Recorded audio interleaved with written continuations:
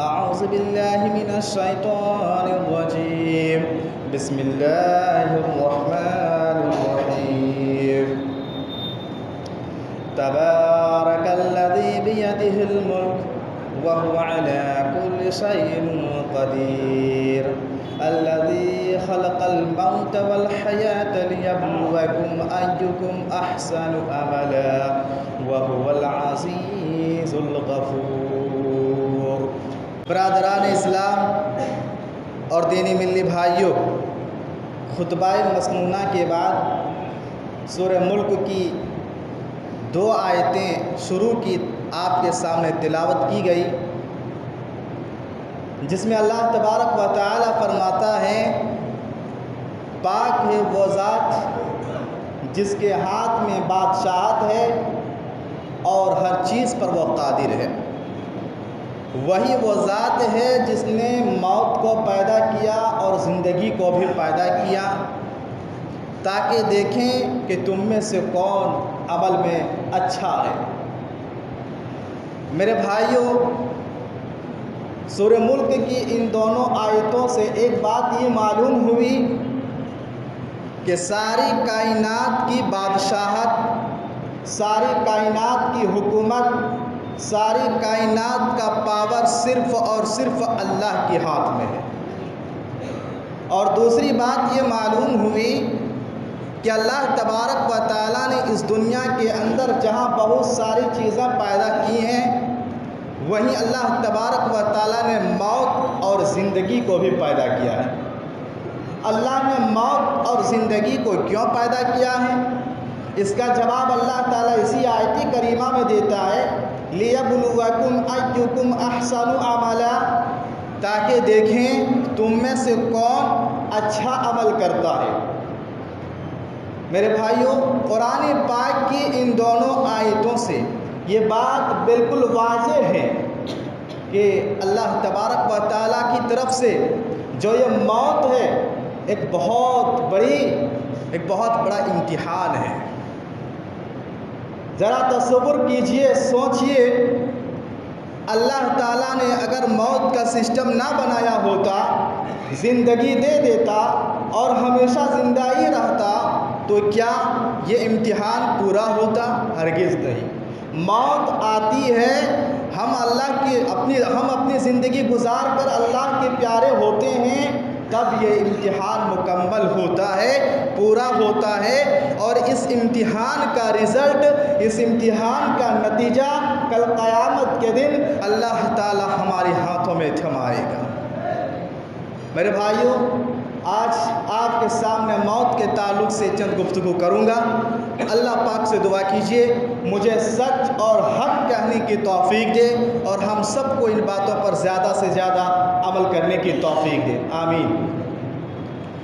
میرے بھائیوں، موت ایک ایسی حقیقت ہے جس کا کوئی انکار نہیں کر سکتا. انسان چاہے جس دھرم سے تعلق رکھتا ہو، جس مذہب سے تعلق رکھتا ہو، جس مسلک سے تعلق رکھتا ہو، جس فرقے سے تعلق رکھتا ہو، اللہ تعالیٰ نے موت ایک ایسی حقیقت بنائی ہے کہ انسان اس کا انکار ہی نہیں کر سکتا. اگر ہم چاہیں کہ ہماری موت نہ آئے، یہ نہیں ہو سکتا، ایسا ہو ہی نہیں سکتا. اسی بات کو ایک عربی شاعر نے کہا الموت قدح کل نفس شاربہ، الموت قدح کل نفس شاربہ والقبر باب کل نفس داخلہ.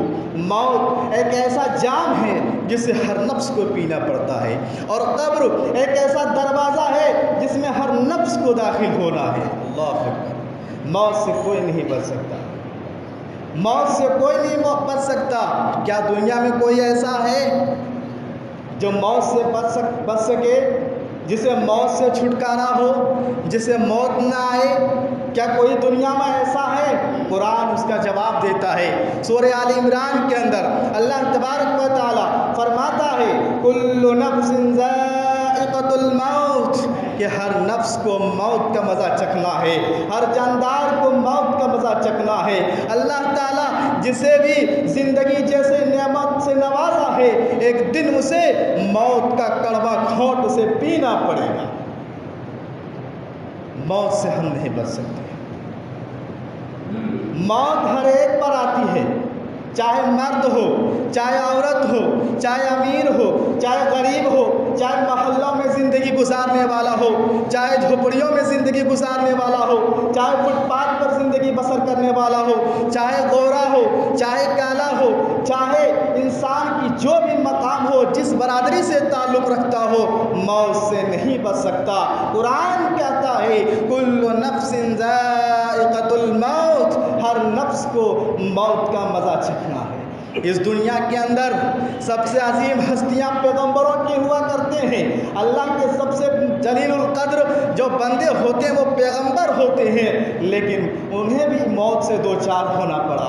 آدم علیہ السلام آئے، انہیں بھی موت آئی۔ نوح علیہ السلام آئے، انہیں بھی موت آئی۔ یعقوب علیہ السلام آئے، انہیں بھی موت آئی۔ یوسف علیہ السلام آئے، انہیں بھی موت آئی۔ سلیمان علیہ السلام آئے، انہیں بھی موت آئے۔ یہاں تک کہ پیارے نبی جناب محمد رسول اللہ صلی اللہ علیہ وسلم آئے، انہیں بھی موت آئی۔ میرے بھائیوں، اس دنیا میں اگر کسی کی بقا ہوتی، اگر اس دنیا میں کوئی موت سے بچ سکتے تو جناب محمد رسول اللہ صلی اللہ علیہ وسلم کی ذات ہوتی، لیکن اللہ کا قانون ہے، اللہ کا اصول ہے کہ کل نفس ذائقۃ الموت، چاہے وہ پیغمبر کا نفس ہو، چاہے وہ اولیاء کا نفس ہو، چاہے وہ کسی بھی انسان کا نفس ہو، کل نفس ذائقۃ الموت، ہر نفس کو موت کا مزہ چکھنا ہے۔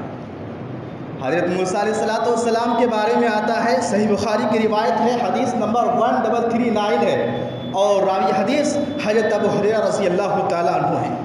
راوی حدیث کہتے ہیں کہ پیارے نبی جناب محمد رسول اللہ صلی اللہ علیہ وسلم نے فرمایا ارسل ملک الموت الی موسیٰ، اللہ تعالیٰ نے موت کا فرشتہ موسیٰ علیہ السلام کے پاس بھیجا روح قبض کرنے کے لیے۔ موسیٰ علیہ السلام نے اس فرشتے کو ایک تھپڑ مارا جس سے فرشتے کی آنکھ پھٹ گئی۔ وہ فرشتہ رب کے پاس جاتا ہے اور رب سے شکایت کرتا ہے، رب سے کہتا ہے اللہ تو نے کس بندے کے پاس مجھے بھیجا ہے جو مرنا نہیں چاہتا ہے، موت کو پسند نہیں کرتا ہے۔ تو اللہ تبارک و تعالیٰ نے فرشتے کی آنکھ کو ٹھیک کر دیا اور کہا جاؤ میرے اس بندے سے کہہ دو کہ اپنے ہاتھ کو بیل کے پیٹھ پر مارے اور دیکھے اس ہاتھ میں کتنا بال آتا ہے بیل کا، جتنا بال آئے گا اور اس ہر ایک بال کے بدلے اسے 1 سال کی زندگی ملے گی۔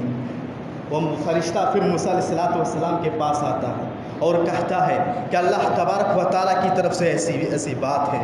موسیٰ علیہ السلام پوچھتے ہیں کہ اس کے بعد کیا ہوگا؟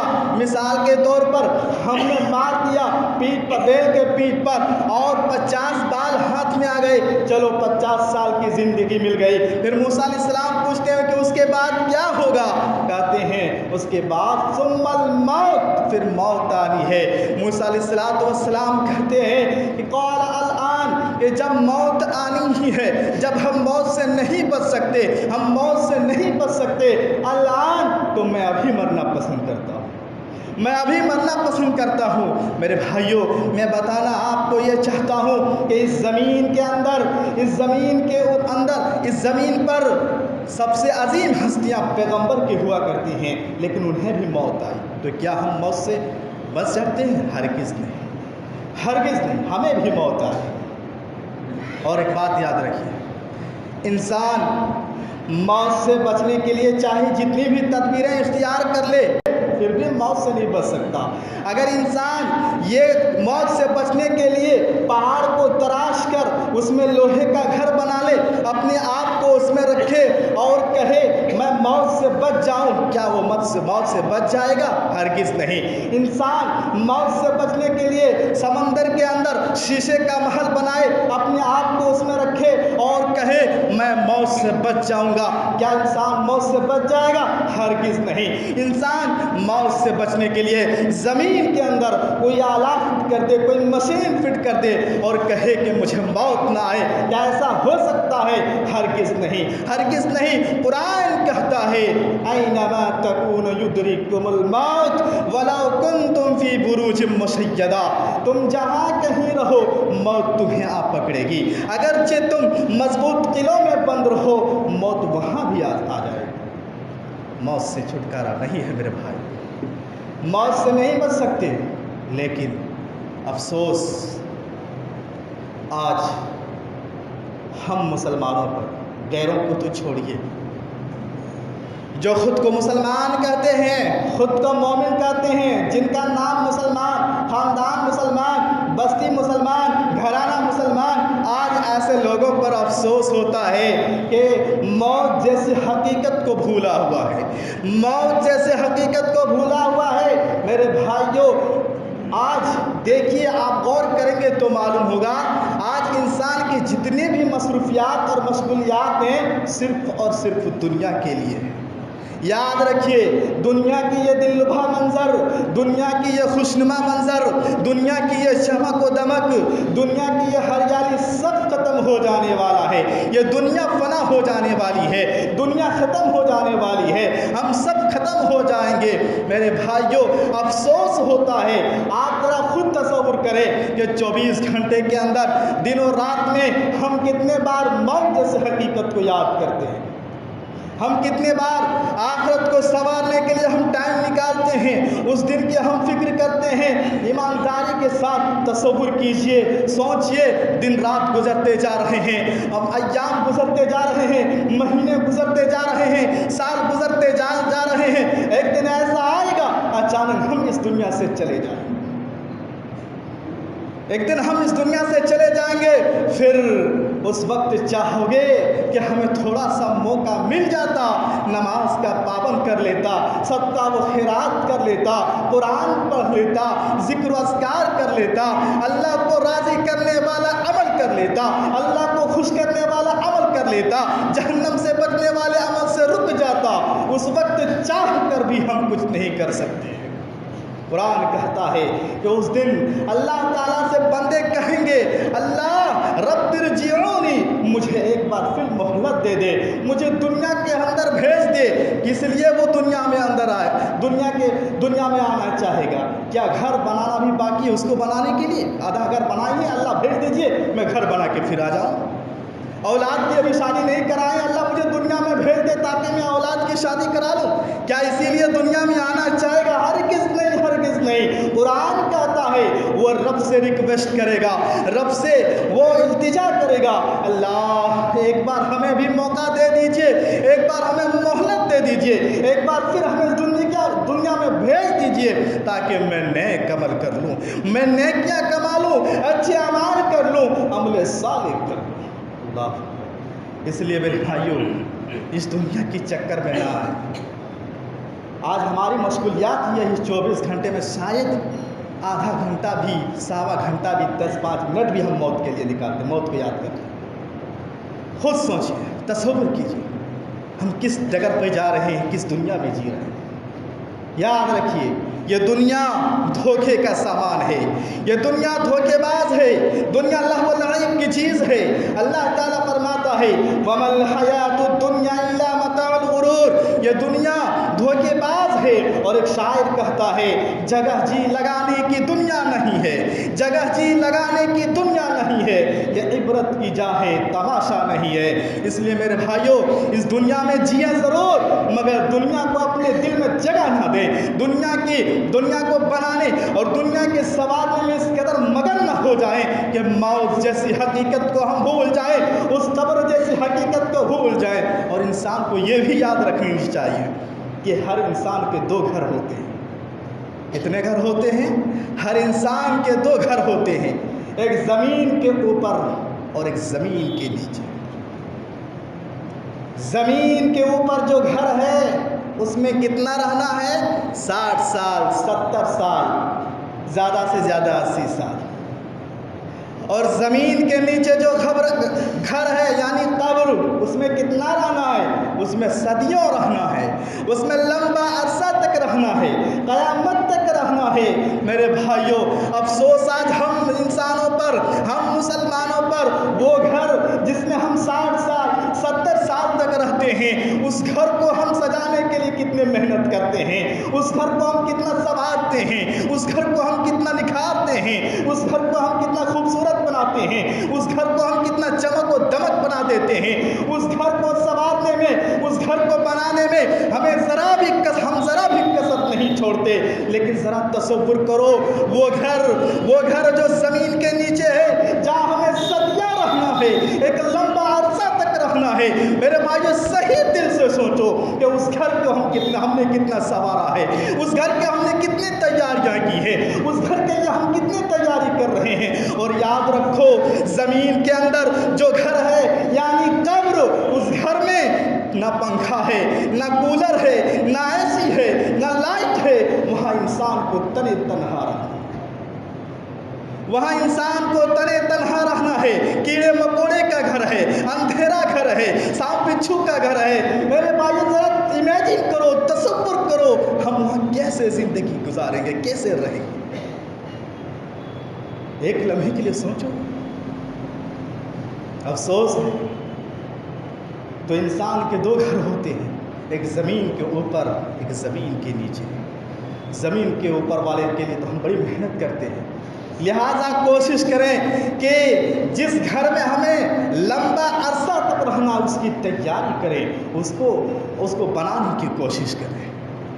اور ایک بات یہ بھی یاد رکھیں، موت کبھی بھی اور کہیں بھی آ سکتی ہے۔ ان جملوں کو دل و دماغ میں بٹھا لیجئے، ہمیشہ یاد رکھیے، روزانہ ایک بار یاد کیجئے کہ موت کبھی بھی اور کہیں بھی آ سکتی ہے۔ اس گمان میں نہ رہیں، ابھی ہمارا 20 سال ہے، ابھی ہمارا 30 سال ہے، ابھی ہمارا 40 سال ہے، ابھی ہمارا 50 سال ہے، ابھی ہمارا 70 سال ہے، ہم ابھی مر نہیں سکتے۔ ابھی اولاد کو پڑھانا باقی ہے، ابھی اولاد کی شادی کرانا باقی ہے، ابھی کاروبار کو اونچا دور تک لے جانا باقی ہے، اولاد کی ابھی بہت ترقی کرانا باقی ہے۔ اس فہم و گمان میں نہ رہیں میرے بھائیوں، موت کبھی بھی اور کہیں بھی آ سکتی ہے، ہمیشہ اس کو یاد رکھیں۔ روزانہ ایک بار اس جملے کو اپنے زبان سے دہرائیں، دل میں یاد رکھیں، موت کبھی بھی اور کہیں بھی آ سکتی ہے۔ اور ہم اور آپ اپنی آنکھوں سے مشاہدہ کر رہے ہیں، کتنے لوگ اسپتال میں دم توڑتے ہیں، کتنے لوگ راہ چلتے وقت دم توڑتے ہیں، کتنے لوگ مریض میں دم توڑتے ہیں، کتنے ہٹھے کٹے انسان دنیا سے چلے جاتے ہیں۔ کیوں؟ موت کبھی بھی اور کہیں بھی آ سکتی ہے۔ انسان کو یہ پتہ نہیں ہے، انسان کو یہ معلوم نہیں ہے وہ کہاں مرے گا، کب مرے گا۔ یہ صرف اور صرف اللہ کو معلوم ہے کہ انسان کی موت کب آئے گی۔ آج یہ چیز ہمارے ذہن و دماغ میں نہیں ہے کہ موت کبھی بھی اور کہیں بھی آ سکتی ہے۔ یقین مانیے، جو انسان اس سوچ کے ساتھ جیتا ہے، جو انسان اس سوچ کے ساتھ اپنی زندگی گزارتا ہے کہ موت کبھی بھی اور کہیں بھی آ سکتی ہے، یاد رکھو وہ کبھی بھی عبادتوں سے غافل نہیں ہوتا۔ اور عبادتوں میں سب سے بڑی عبادت نماز ہے، وہ نماز سے کبھی غافل نہیں ہوگا، وہ نماز کو کبھی چھوڑے گا نہیں۔ آج ہم مسلمان ہیں، لیکن مسلمانوں کی حالت دیکھیے، نماز کا کتنا پابند ہے۔ آج ہمارا دل کتنا سخت ہو چکا ہے، آج ہمارا دل پتھر بن چکا ہے، ہمارے اندر احساس ہی نہیں۔ ہمارے کانوں میں حی علی الصلاۃ، حی علی الفلاح کی آواز جاتی ہے، لیکن ہم اپنے دکان میں بیٹھے رہتے ہیں، ہم اپنے مکان میں بیٹھے رہتے ہیں، ہم اپنے دوستوں کی مجلسوں میں بیٹھے رہتے ہیں، ہم موبائل میں بزی رہتے ہیں۔ میرے بھائیوں، اگر انسان کو یہ یاد رہے موت کبھی بھی اور کہیں بھی آ سکتی ہے، مجال ہے وہ اذان سن کر دکان میں بیٹھا رہ جائے، مجال ہے اذان سن کر دنیا کے چیزوں میں مصروف ہو جائے، ہر کس نہیں، جو اسے ڈر ہے کہ موت کبھی بھی آ سکتی ہے۔ ہم نماز چھوڑتے ہیں، ہو سکتا ہے نماز ہم نے چھوڑا اور اسی وقت ہماری موت آ جائے، تو پھر کیا منہ دکھلاؤ گے اللہ؟ کیا منہ دکھلاؤ گے اللہ؟ اس لیے ہمیشہ یاد رکھیں، موت کبھی بھی اور کہیں بھی آ سکتی ہے۔ روزانہ اس جملوں کو یاد کیجیے، دہرا کیجیے۔ اور یاد رکھیں میرے بھائیوں، موت کو یاد کرنے کے لیے ہمیں کبھی کبھی قبرستان بھی جانا چاہیے، ہمیں کبھی کبھی قبرستان جانا چاہیے۔ پیارے نبی فرماتے ہیں فَزُورُوهَا، قبروں کی زیارت کرو، کیوں؟ تاکہ موت یاد آ جائے، تاکہ موت یاد آ جائے۔ جب قبرستان جائیں، ان قبروں کو دیکھیں، وہاں کتنے لوگ مدفون ہیں، کتنے لوگ دفن ہیں، وہاں جائیں اور اپنے اندر ایک ہیبت پیدا کریں، ایک خوف پیدا کریں، ایک تصور پیدا کریں، یہ سوچیں یہاں جو قبریں ہیں، ان قبروں میں ہمارے آبا و اجداد دفن ہیں، ان قبروں میں مالدار بھی دفن ہیں، غریب بھی دفن ہیں، ہر برادری کے لوگ دفن ہیں، کالے گورے بھی دفن ہیں، مرد عورت بھی دفن ہیں، اور سب کے جسم مٹی میں مل چکا ہے، ہڈیاں سڑ گل چکی ہے۔ ان قبروں کو دیکھ کر اپنے اندر ایک ہیبت پیدا کریں کہ جس طرح ان لوگوں کی حالت ہوئی ہے، ایک دن ہماری باڈی کی بھی یہی حالت ہونے والی ہے، ہمارے جسم کا بھی یہی حال ہونے والا ہے، ہماری ہڈیاں بھی ایک دن سڑ گل جائے گی اور ایک دن ہم مٹی کے اندر مل جائیں گے۔ کبھی کبھی قبرستان جائیں اور ان قبروں کو دیکھ کر عبرت حاصل کریں، موت کو یاد کریں۔ جب ہم قبرستان جائیں گے تو یقین مانیے اس گھر قبر کے لیے ہم تیاری کریں گے، اگر انسان کا دل سخت نہ ہوا ہو۔ اور یہی وجہ ہے اللہ کے رسول صلی اللہ علیہ وسلم صحابہ کرام کو ابھارا کرتے تھے، تعلیم دیا کرتے تھے۔ السلسلۃ الصحیحہ کی حدیث ہے، راوی حدیث حضرت براء بن عازب رضی اللہ تعالیٰ عنہ ہیں، وہ کہتے ہیں کہ ہم پیارے نبی جناب محمد رسول اللہ صلی اللہ علیہ وسلم کے ساتھ ایک جنازے میں تھے۔ ابھی قبر کی کھدائی مکمل نہیں ہوئی تھی، ابھی قبر کی کھدائی چل رہی تھی، قبر کھودی جا رہی تھی۔ پیارے نبی جناب محمد رسول اللہ صلی اللہ علیہ وسلم ایک قبر کے پاس بیٹھے ہیں اور آپ کے ہاتھ میں ایک لکڑی ہے، آپ وہاں بیٹھے ہوئے زمین کو کریت رہے ہیں، زمین کو کھود رہے ہیں، آپ کے آنکھوں سے آنسو جاری ہے، اور صحابہ کرام سے آپ فرما رہے ہیں یا اخوانی لمثل هذا فاعدوا، یا اخوانی لمثل هذا فاعدوا، اے میرے ساتھیوں اس دن کے لیے تم بھی تیاری کر لو، میرے ساتھیوں اس دن کے لیے تم بھی تیاری کر لو، یہاں آنا برحق ہے، اس سے بچ نہیں سکتے۔ اس لیے میرے بھائیوں ہمیں کبھی کبھی قبرستان جانا چاہیے، اور یاد رکھیے ہم قبرستان جائیں گے تو ہماری زمین و جائیداد کی حیثیت ہمیں معلوم ہوگا، ہم قبرستان جائیں گے ہمارے بنگلوں کی حیثیت ہمیں معلوم ہوگا، ہم قبرستان جائیں گے ہمارے بینک بیلنس کی حیثیت ہمیں معلوم ہوگا، ہم قبرستان جائیں گے عہدہ اور منصب کی حیثیت ہمیں معلوم ہوگا، ہم قبرستان جائیں گے ہماری صحت اور باڈی کی قیمت ہمیں معلوم ہوگا، ہم قبرستان جائیں گے ہماری زندگی کی حیثیت ہمیں معلوم ہوگا، ہم قبرستان جائیں گے ہمارے دوست احباب کی قیمت ہمیں معلوم ہوگا، ہم قبرستان جائیں گے والدین کی حیثیت ہمیں معلوم ہوگا، ہم قبرستان جائیں گے اولاد کی حیثیت ہمیں معلوم ہوگا، ہم قبرستان جائیں گے ہماری اوقات کیا ہے وہ اوقات ہمیں پتہ چلے گا۔ اس لیے ہمیں کبھی کبھی قبرستان جانا چاہیے تاکہ ہمارے اندر ایک ہیبت پیدا ہو، ایک تڑپ پیدا ہو، ہمارے اندر وہ ڈر وہ خوف پیدا ہو کہ جس طرح آج ان قبروں میں لوگ دفن ہیں، ایک دن ہمیں بھی ایسا ہونا ہے، ہمارے ساتھ بھی ایسا ہونا ہے۔ میرے بھائیوں کہنے کا مطلب ہے یاد رکھیں کہ موت انسان کے ساتھ موت کبھی اور کہیں بھی آ سکتی ہے، موت کبھی بھی اور کہیں بھی آ سکتی ہے، اور ہمیں ہر وقت تیار رہنا چاہیے۔ ذرا سوچو ایک لمحے کے لیے، اگر ابھی موت آ جائے تو کل اس ٹائم ہم کہاں ہوں گے؟ ایک لمحے کے لیے آنکھ بند کر کے امیجن کیجئے، سوچئے، تصور کیجئے، اگر ابھی موت آ گئی ہم کل اس ٹائم کہاں ہوں گے؟ ہماری یہ باڈی کہاں ہوگی؟ ہمارا یہ جسم کہاں ہوگا؟ ہمارے والدین کہاں ہوں گے؟ ہمارے بچے کہاں ہوں گے؟ ہماری گاڑی بنگلے کہاں ہوں گے؟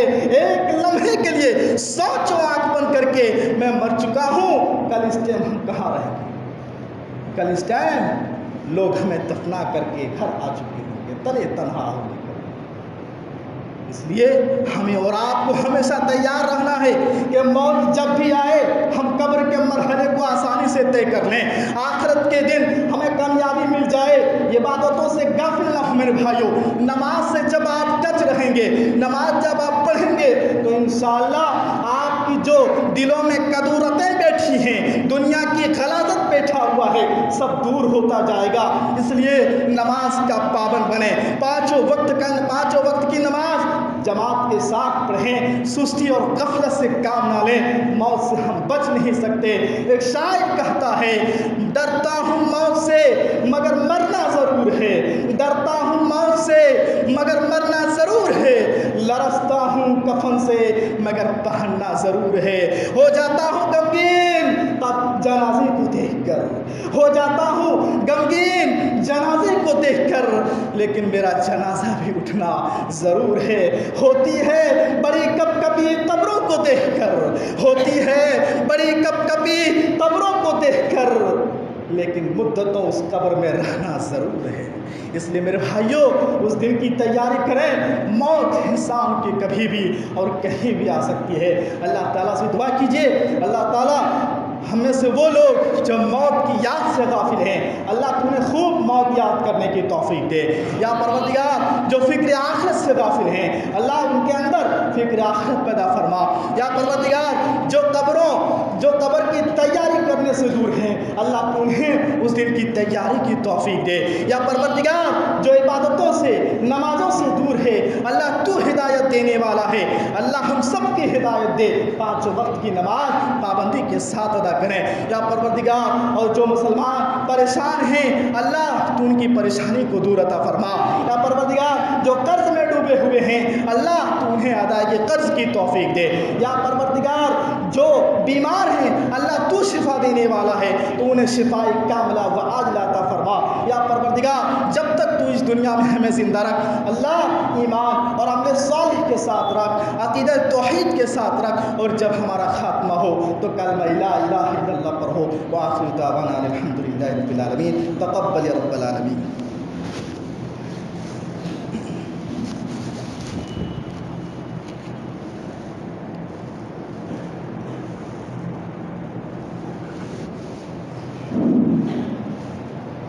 ان الحمد للہ نحمده ونستعینه ونستغفره ونعوذ باللہ من شرور انفسنا ومن سیئات اعمالنا, من يهدي الله فلا مضل له ومن يضلله فلا هادي له, واشهد ان لا اله الا الله وحده لا شريك له, واشهد ان محمدا عبده ورسوله. اما بعد فان خير الحديث كتاب الله, وخير الهدي هدي محمد صلى الله عليه وسلم, وشر الامور محدثاتها, وكل محدثة بدعة, وكل بدعة ضلالة, وكل ضلالة في النار. اعوذ بالله من الشيطان الرجيم. بسم الله الرحمن الرحيم. ان اللہ وملائکتہ یصلون علی النبی یا ایہا الذین آمنوا صلوا علیہ وسلموا تسلیما. اللہم صل علی محمد وعلی آل محمد کما صلیت علی ابراہیم وعلی آل ابراہیم انک حمید مجید. اللہم بارک علی محمد وعلی آل محمد کما بارکت علی ابراہیم وعلی آل ابراہیم انک حمید مجید.